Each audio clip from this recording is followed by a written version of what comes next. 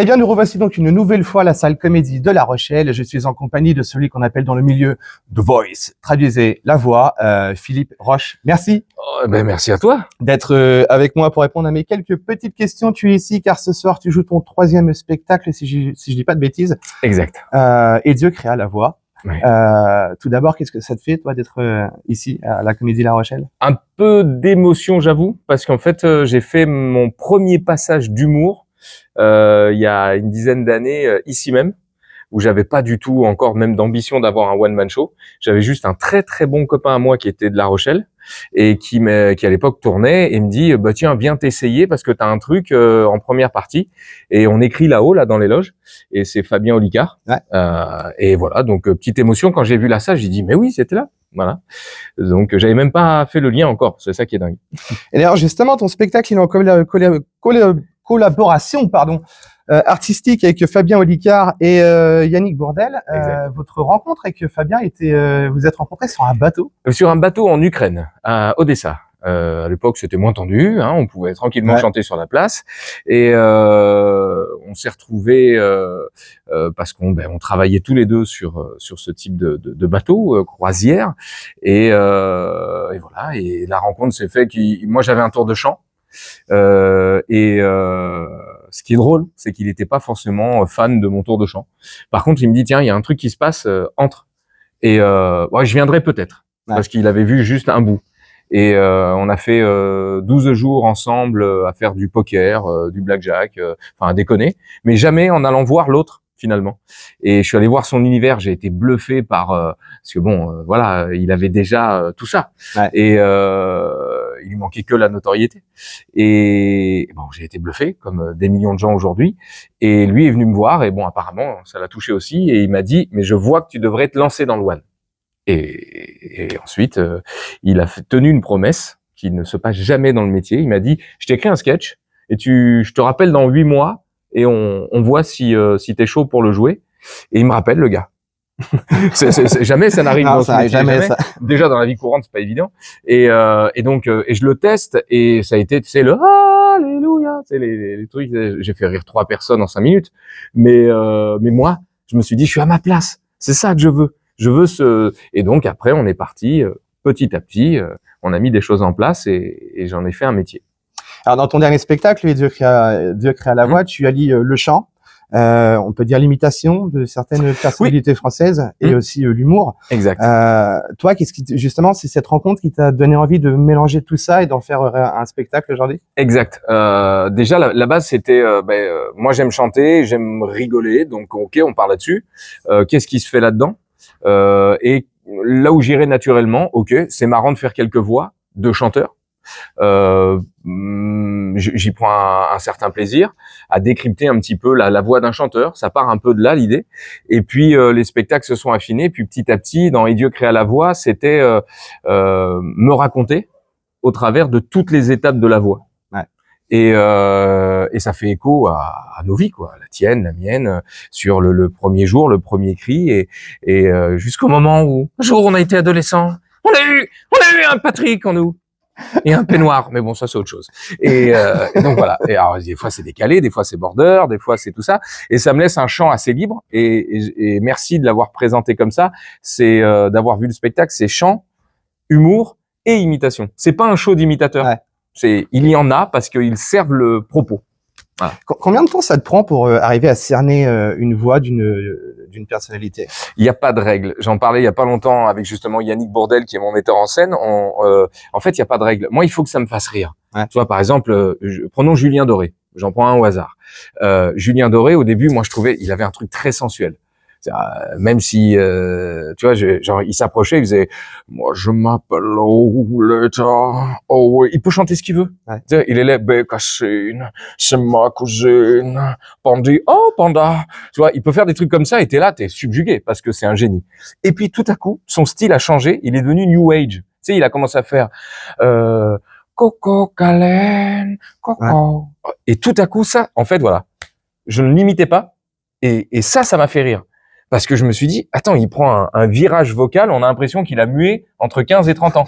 Alors qu'un être humain, c'est 12 ans. Et donc voilà. Et donc tout ça devient on va dire, drôle, me fait rire, et c'est pour ça que je fais la voix. Donc, le déclic peut se faire tout de suite. Et là, je vais te dire, moi, ça fait des mois que je suis sur Slimane, mais j'arrive pas à trouver le drôle.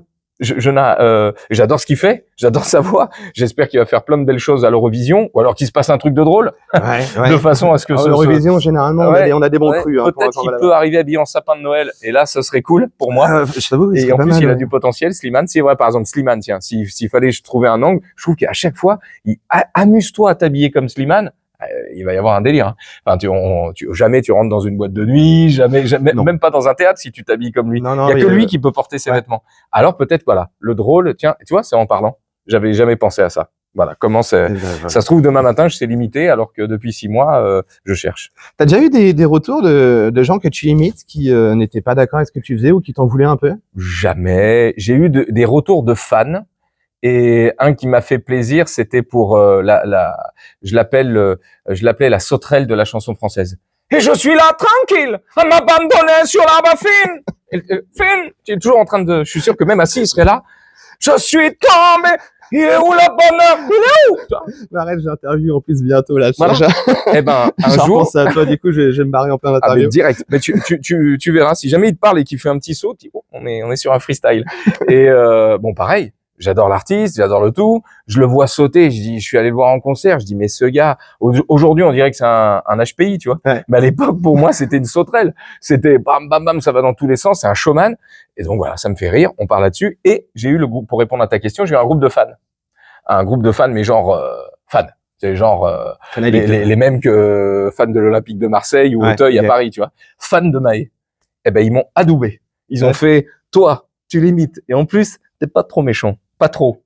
Donc voilà, mais lui, je sais pas ce qu'il en pense. Donc non, j'ai jamais eu en tout cas de mauvais retours de qui que ce soit. Est-ce que comme Céline Dion, tu protèges ta voix en t'obligeant à ne pas parler pendant 3 jours, ou est-ce que tu c'est impossible. Si j'ai suivi qu'un seul de ses conseils, c'est bouffer des cacahuètes. Ça par contre, j'en sais rien, mais en tout cas je le fais. C'est ce qui est sûr. Ma balance s'en rend compte. T'es en tournée actuellement dans toute la France avec ton dernier spectacle. Ce soir, tu as Comédie à partir de 21h. Il reste encore quelques places, donc dépêchez-vous à venir voir Philippe Roche si vous ne le connaissez pas. C'est juste dément. Ta prochaine date d'ailleurs, c'est quand? Oh, demain on va à Clermont-Ferrand. Voilà, et puis ensuite on va être dans la région de Gaillac, Albi, et on termine dans les Vosges, parce que voilà, j'ai une tournée qui est un peu partout en France, et après il y a la tournée d'été. Et là, c'est une vingtaine, bonne grosse vingtaine de dates dans le sud de la France. Et ensuite, on reprendra la tournée classique jusqu'à Paris. Et puis en parallèle aussi, tu as le spectacle jeune public Ohé et le monde de Oui, je me suis. Ça fait 2 ans maintenant, où c'est la 2e saison, où je pars sur c'est toujours du spectacle musical. Voilà, c'est ma ligne de conduite, c'est ça.